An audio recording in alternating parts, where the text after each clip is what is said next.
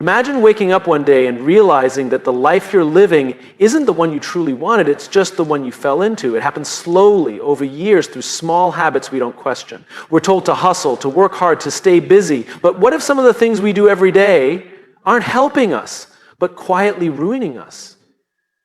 We love the feeling of checking things off a list, emails, meetings, errands, but productivity is not about doing more things, it's about doing the right things. If we never pause to ask, why am I doing this? We risk spending our whole life running without ever moving forward. Comparison is the fastest way to feel like a failure. Every time we scroll through social media, we measure our worst days against someone else's highlight reel. But real success is not about being better than someone else. It's about being better than yesterday's version of ourselves. We avoid discomfort because it's hard, but growth lives in discomfort. Every great achievement, every breakthrough, every meaningful change in history came from someone willing to step into the unknown. The more we avoid challenge, the more we avoid the person we're meant to become. We chase success at the expense of relationships, thinking we'll make time for them later, but later never comes. No one at the end of their life wishes they had spent more time in meetings. They wish they had spent more time with people who mattered. Fear is a terrible decision maker. It tells us to play it safe, to wait until we feel ready. But the truth is we're never truly ready. Waiting for confidence before taking action is like waiting to get strong before going to the gym. Action creates confidence. When we don't know why we do what we do, life becomes exhausting. A clear purpose turns work into a mission, challenges into lessons, and setbacks into fuel. Without it, we're just going through the motions. Many of us wake up and let the world dictate our day, emails, notifications, news, but when we live reactively, we give up control. The most successful people don't let the day happen to them, they decide how the day will go. We act like our body is invincible until it reminds us it's not. Skipping sleep, stress eating, ignoring mental health, these habits seem small now but have massive consequences later. You can't do great things if you don't take care of yourself first. We spend so much time trying to be liked that we forget to be real. But the people who make the biggest impact in the world are not the ones who try to fit in, they're the ones brave enough to stand out. The most dangerous habit of all is simply existing without questioning. When was the last time you asked yourself, am I happy? Am I fulfilled? Is this the life I want? And if you don't like the answer, the good news is you have the power to change it. There's a certain pride we take in being busy. We wear it like a badge of honor. We tell people how many emails we've answered today, how many meetings we've attended, how little sleep we got because we were working late. We rush from task to task. Our schedule's packed so tightly there's barely room to breathe. And yet, despite all this movement, despite the constant activity, so many of us feel stuck. We're exhausted, but we don't feel accomplished. We're always running, but we don't feel like we're getting anywhere. This is the illusion of busy. For years, we've been conditioned to believe that the harder we work, the more we do, the more valuable we are. We've built entire cultures around the idea that productivity means motion, that a full calendar is a sign of importance, that the busier we are, the more successful we must be. But here's the truth. Productivity isn't about doing more. It's about doing what matters. Think about it. How often do we find ourselves consumed by tasks that don't actually move us forward? We check our emails the second we wake up, responding to every message like it's urgent, when in reality, most of them aren't. We attend meetings that could have been emails. We say yes to every request, every project, every responsibility, afraid that if we don't, we'll fall behind. And then, at the end of the day, we collapse into bed exhausted, feeling like we were busy but not necessarily productive. The problem isn't that we're not working hard. The problem is that we're not working with purpose. Look at the most successful people in the world, the ones who have built great companies, made groundbreaking discoveries, led revolutions. Do you think they got where they are by filling their days with meaningless tasks? No. They got there by focusing on the things that actually mattered, by eliminating distractions, by understanding the difference between movement and progress. There's a great analogy I once heard. Imagine you're in a rocking chair moving back and forth, back and forth. You're constantly in motion, but you're not actually going anywhere. That's what a lot of us are doing in our daily lives. We're rocking back and forth, mistaking activity for achievement. But how do we break free from this? How do we shift from being busy to being truly productive? It starts with a simple question. Why? Before you start a task, before you say yes to another meeting, before you fill your day with more things to do, ask yourself, why am I doing this? Is this actually important? Will this move me closer to where I want to be? Most of us don't stop to ask these questions. We just do things because we've always done them. We work late because that's what we think successful people do. We answer every email immediately because we don't want to seem unresponsive. We say yes to meetings because we think that's what's expected of us. But when we start questioning, when we start being intentional about where we invest our time, everything changes. Let's talk about focus, because real productivity isn't about getting everything done, it's about getting the right things done, and that requires focus. The ability to tune out distractions, to say no to things that don't align with our goals, to prioritize what truly matters. But focus is hard. We live in a world of constant distractions. Our phones buzz every few minutes with notifications, our inboxes are overflowing. Social media is designed to steal our attention. And the more distracted we are, the harder it is to focus on meaningful work. There's a reason why some of the greatest thinkers in history, people like Einstein, Jobs, and Musk, are known for eliminating distractions. They understood that deep work, the kind of work that changes things, requires undivided attention. They weren't just busy, they were purposeful. One of the biggest mistakes we make is confusing urgency with importance. Just because something demands our attention doesn't mean it deserves it. Most emails are not urgent. Most meetings are not necessary. Most notifications don't require an immediate response, but we react to them as if they do. And in doing so, we let the unimportant take over our day. Think about how often we interrupt ourselves. We start working on something meaningful, and then an email pops up, and we check it. We get back to work, and then a text comes in, and we respond. We try to refocus, but now our brain is scattered. Studies show that every time we get distracted, it takes an average of 23 minutes to fully regain our concentration. Now imagine how much time we lose every single day just because we allow ourselves to be constantly interrupted. So what's the solution? One of the most powerful habits we can develop is learning to protect our time. That means setting boundaries. It means scheduling time for deep, uninterrupted work. It means turning off notifications, closing the email tab, and giving ourselves permission to focus. It also means learning to say no. And that's hard because most of us hate saying no. We don't want to disappoint people. We don't want to miss out on opportunities. But every time we say yes to something unimportant, we are saying no to something that truly matters. There's a quote that says, "Don't confuse the urgent with the important." The most successful people in the world understand this. They don't let their time be dictated by other people's demands. They don't chase after every little task just to feel productive. They focus on what truly moves the needle.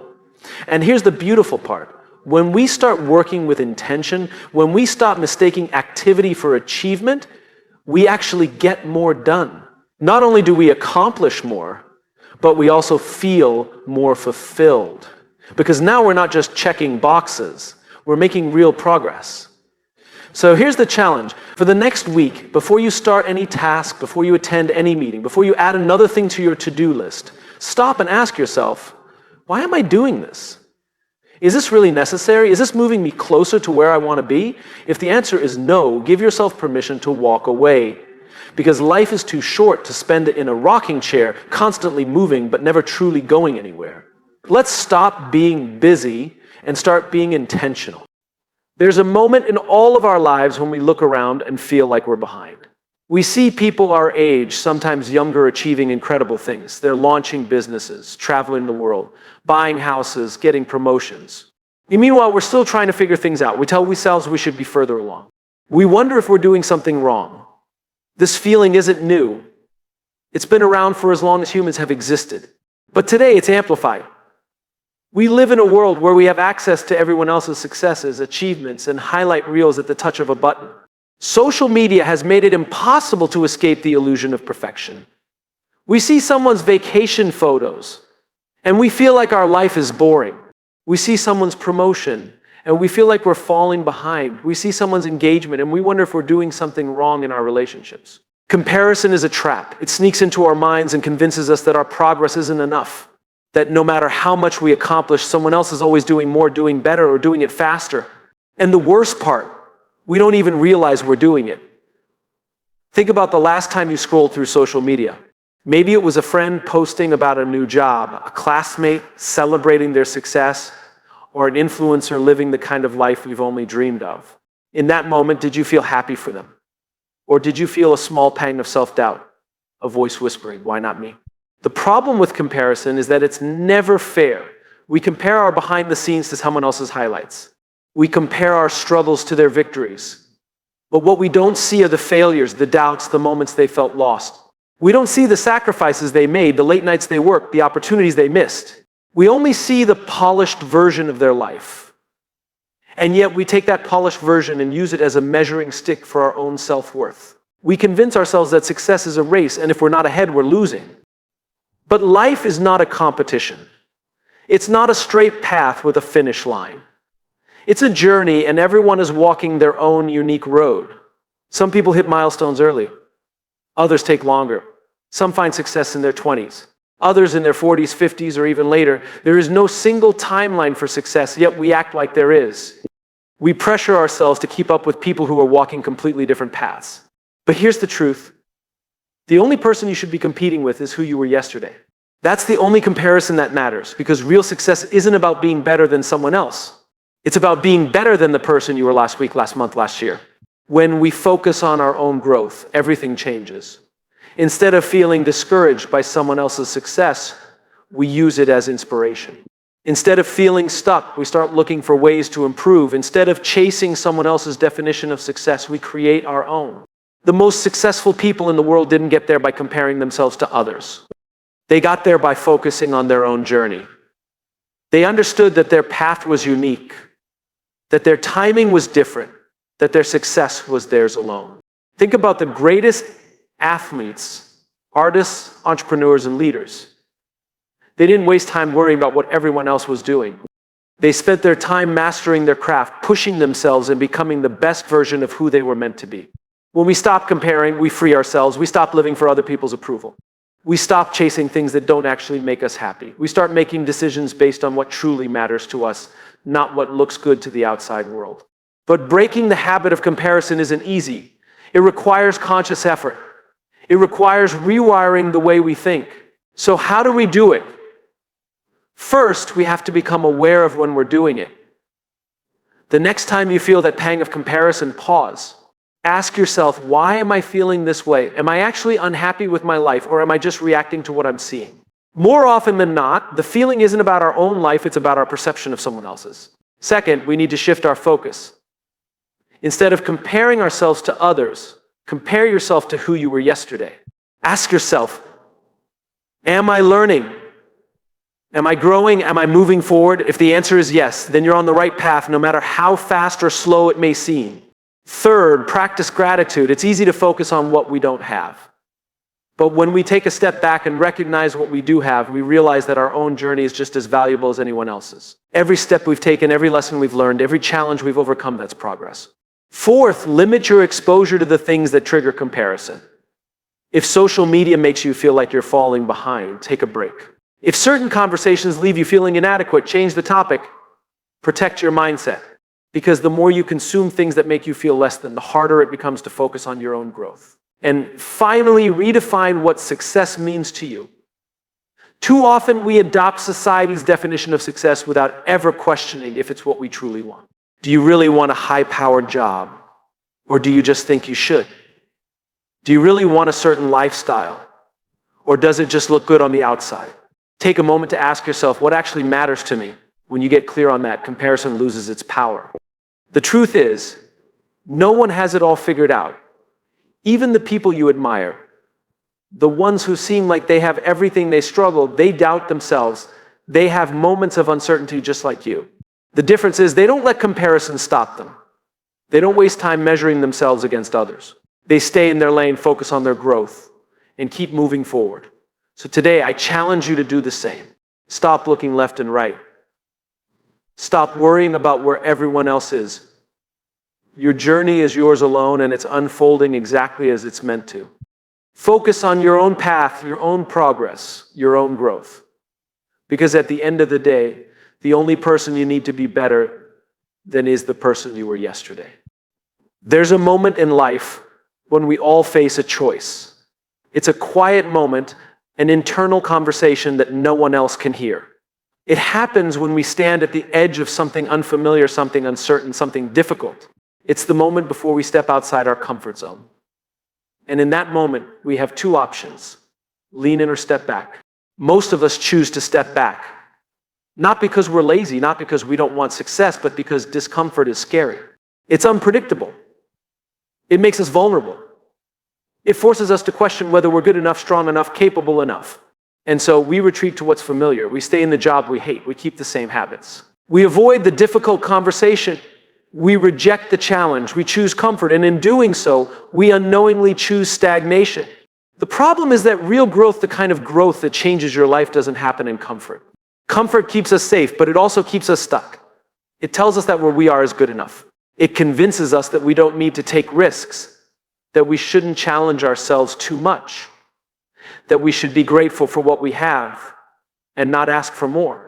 But growth and comfort cannot coexist. Every great achievement, every breakthrough, every defining moment in history happened because someone was willing to step into discomfort. Think about anyone you admire, whether it's an athlete, an entrepreneur, an artist, a leader. Every single one of them had to embrace discomfort to get to where they are. No one becomes great by staying where it's safe. No one achieves their full potential by only doing what's easy. The people who make an impact, the people who change the world, are the ones who are willing to be uncomfortable. But embracing discomfort is easier said than done, because everything in our brain tells us to avoid it. We are wired for survival, not for success. Our instincts push us toward comfort, toward stability, toward the path of least resistance. It's why we put off hard tasks. It's why we procrastinate on big goals. It's why we avoid situations where we might fail or look foolish. We tell ourselves we're waiting for the right time, for when we feel ready. But here's the truth: you will never feel ready. Readiness is a myth. Waiting for the perfect moment is just another way of avoiding discomfort. The people who succeed in life are not the ones who wait until they feel ready. They are the ones who act before they feel ready. They are the ones who step forward even when they are uncertain, even when they are scared, even when they don't have all the answers. Because they understand that growth comes from action, not from waiting. Think about learning a new skill. The first time you try, you're probably going to be terrible. That's uncomfortable. It's frustrating. It makes you want to quit. But if you push through, if you keep going despite the discomfort, you improve. That's how progress works. The same applies to everything in life. You're going to struggle before you succeed. You're going to feel uncertain before you feel confident. You're going to be uncomfortable before you grow. But most people don't push through. Most people stop the moment things get hard. They quit the gym after a few weeks because working out is uncomfortable.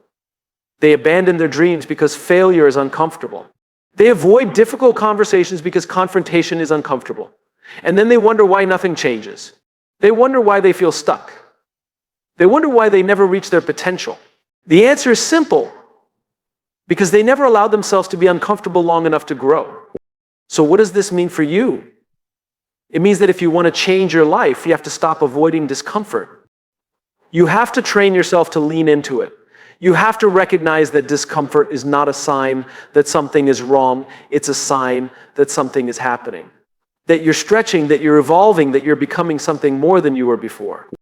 And the more you do it, the easier it gets. The first time you step outside your comfort zone, it's terrifying. The second time, it's still hard, but a little less so. By the 10th time, you start to realize that discomfort isn't something to fear, it's something to embrace. One of the greatest skills you can develop in life is learning to be comfortable with discomfort.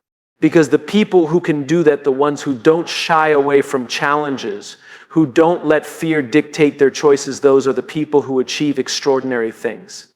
Look at the moments in your life when you grew the most. Chances are they weren't the easy moments. They were the ones that challenged you, that forced you to adapt, that pushed you beyond what you thought you were capable of. Growth is uncomfortable by nature, but discomfort is temporary. The skills you build, the confidence you gain, the strength you develop, those things last. So what's something you've been avoiding? What's a challenge you've been putting off because it feels too uncomfortable? What's a goal you've convinced yourself you're not ready for? Whatever it is, do it. Not next year. Not next month. Not when you feel ready. Do it now. Because the life you want, the person you're meant to become, it's all on the other side of discomfort. We often underestimate the power of the people we surround ourselves with. We like to think of ourselves as independent, in control of our own decisions, immune to outside influence. But the truth is, the people in our lives shape us in ways we don't even realize. They influence our mindset, our habits, our ambitions, and even our beliefs about what is possible. And yet, so many of us hold on to relationships that drain us, that keep us small, that reinforce our doubts instead of our potential. Look around at the people you spend the most time with. Are they inspiring you, challenging you, pushing you to be better? Or are they feeding your insecurities, reinforcing your fears, and keeping you trapped in the same cycle? The people we surround ourselves with are like mirrors. If we're constantly around negativity, doubt, and complacency, we start to reflect those same qualities. But if we're surrounded by ambition, optimism, and resilience, those traits become part of us too. It's an uncomfortable truth. But sometimes the biggest thing holding us back isn't our circumstances, it's the people we've chosen to keep in our lives. We stay in friendships that no longer serve us because we don't want to be alone. We keep toxic relationships because we're afraid of change. We surround ourselves with people who make us feel comfortable rather than people who challenge us to grow. But comfort isn't always a good thing. In fact, it can be one of the biggest threats to growth. Think about the last time you shared a big idea or goal with someone. Did they encourage you? Did they believe in you? Or did they list all the reasons why it wouldn't work, why you weren't capable, why it was too risky? The wrong people plant seeds of doubt in our minds. They convince us to settle. They reinforce our fears instead of our dreams. And over time, those voices become our own. We start second-guessing ourselves. We start believing that maybe they're right, that maybe we're not good enough, that maybe success is for other people, but not for us. On the other hand, think about a time when you were surrounded by people who inspired you. Maybe it was a mentor, a friend, a colleague, someone who saw potential in you before you saw it in yourself. That kind of energy is contagious. When you're around people who believe in possibility, you start believing in possibility. When you're around people who push themselves, you start pushing yourself. There's a famous saying, you are the average of the 5 people you spend the most time with. And whether we like it or not, it's true. If you surround yourself with people who are always complaining, always making excuses, always playing small, you will start to do the same. But if you surround yourself with people who are driven, who take responsibility for their lives, who are constantly learning and growing, you will naturally rise to their level. The challenge is making a change in your circle isn't always easy. Some of the relationships that hold us back are the ones that have been in our lives the longest. Friends from childhood, family members, coworkers we've known for years. The thought of distancing ourselves feels uncomfortable, even painful. But ask yourself, what is the cost of staying? What is the cost of continuing to let negative influences shape your mindset, your actions, your future? This doesn't mean you have to cut people out of your life completely. But it does mean you need to be intentional about where you invest your energy. Spend less time with people who drain you and more time with people who inspire you. Seek out mentors, coaches, and peers who challenge you to grow. Put yourself in environments where the standard is high, where excellence is expected. Because the more you immerse yourself in that energy, the more it will become a part of who you are. One of the most powerful things you can do for your growth is to surround yourself with people who are ahead of you. If you're the smartest person in the room, you're in the wrong room. Find people who make you feel slightly uncomfortable because they challenge you to level up. Find people who have done what you want to do, who think bigger than you, who push you beyond your limits. It's easy to stay where it's comfortable. It's easy to stay around people who expect nothing more from us. But comfort doesn't lead to greatness. Growth happens when we put ourselves in rooms where we are forced to expand, where we have no choice but to get better.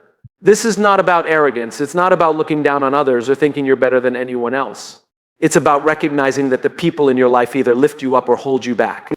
And if you truly want to reach your potential, you need to be surrounded by those who bring out the best in you. The truth is, your environment will always win, no matter how strong-willed you think you are. If you spend enough time in a negative environment, it will shape you. But the good news is, the opposite is also true. If you put yourself in a positive, ambitious, high-performing environment, you will naturally rise to that level. So take an honest look at your circle. Who are the 5 people you spend the most time with? Are they lifting you higher, or are they keeping you stuck? Are they expanding your vision, or are they limiting your potential?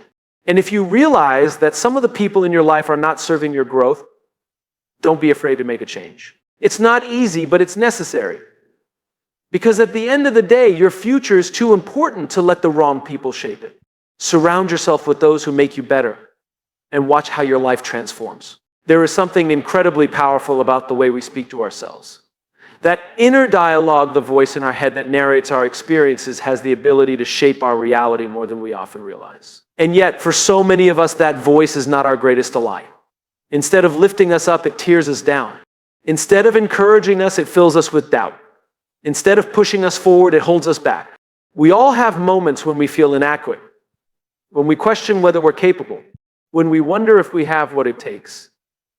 But the difference between those who succeed and those who stay stuck isn't intelligence, talent, or luck, it's mindset. It's the way they speak to themselves in those moments of doubt. It's the ability to recognize negative self-talk for what it is, a habit, not a truth. But most of us don't see it that way. We accept our thoughts as facts. We assume that if our mind tells us we're not good enough, it must be true. If we feel like we're going to fail, it must mean we're not ready. If we doubt ourselves, it must be a sign to stop. And so we let our own minds become the biggest obstacles in our path. Imagine if you had a friend who spoke to you the way you speak to yourself. Someone who constantly pointed out your flaws, who reminded you of every mistake you've ever made, who told you you weren't smart enough, talented enough, or capable enough. You wouldn't keep that friend around very long. And yet we allow that voice to live in our heads, unchecked, every single day. The problem with negative self-talk is that it's subtle. It doesn't always sound like I'm not good enough. Sometimes it sounds like I should wait until I'm more prepared. I'm just not that kind of person. I've never been good at this. That's just the way I am. These thoughts don't seem harmful on the surface, but over time, they create a pattern of hesitation, a pattern of playing small, a pattern of never fully stepping into our potential. And the worst part, our minds will always find evidence to support the story we tell ourselves. If we believe we're not capable, we will focus on every mistake, every failure, every moment of self-doubt as proof. But if we shift that belief, if we choose to tell ourselves a different story, we will start to see evidence for that as well. This isn't about blind positivity. It's not about ignoring challenges or pretending everything is easy. It's about recognizing that the way we frame our experiences determines how we respond to them. It's about understanding that self-doubt is a feeling, not a fact. That failure is feedback, not a final outcome. That just because we've struggled in the past doesn't mean we're destined to struggle forever. Rewiring the way we talk to ourselves takes practice. It requires intentional effort. It means catching those moments of self-doubt and questioning them instead of accepting them. It means replacing limiting beliefs with empowering ones. It means speaking to ourselves with the same kindness and encouragement we would offer a friend. Think about the last time you faced a challenge. Maybe you were about to give a presentation, go after a big opportunity, or step into an unfamiliar situation. What did your inner voice say? Did it tell you that you were going to fail? That you weren't ready? That you weren't good enough? Or did it remind you of your strengths, of the work you've put in, of the fact that you've overcome challenges before and you can do it again? The words we choose matter. Saying I'm not good at this shuts down growth. Saying I'm still learning this opens up possibility. Saying I always fail reinforces a limiting belief. Saying this didn't work, but I can try again shifts the focus to action. It's a small change, but over time it has a massive impact. Some of the most successful people in the world are not the smartest, the most talented, or the most experienced. They are the ones who refuse to let their inner voice hold them back. They understand that doubt is a natural part of the process, but they don't let it define them. They replace self-criticism with self-compassion. They focus on progress, not perfection. And because of that, they keep moving forward even when things are difficult. This doesn't mean they never struggle. It doesn't mean they never feel doubt or fear. It just means they have learned how to navigate those moments instead of letting them stop them. And that is something we can all learn to do. One of the most powerful ways to shift your inner dialogue is to start paying attention to it.